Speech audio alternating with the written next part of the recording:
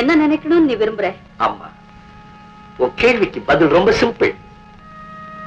இந்த ரூபாய பார். இந்த பக்கம் என்ன இருக்குது? சிங்கம். இந்த பக்கம் என்ன இருக்குது? ஒண்ணு. ஒண்ணு சிங்கத்தை பார்க்க முடியுமா? இல்ல.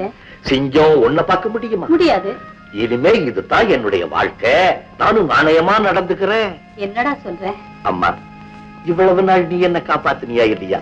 அதே மாதிரி என்ன நம்பி வந்தவளை நானும் காப்பாத்தணுமா இல்லையா? அவ என்ன தெய்வம் மாதிரி நம்பிக்கிட்டு இருக்கா. அதுக்கு தகுந்தாப்புல அவ கூட வாழ்க்கையை நடத்தி காமிக்கிறேன்னு சொல்லுவேன்.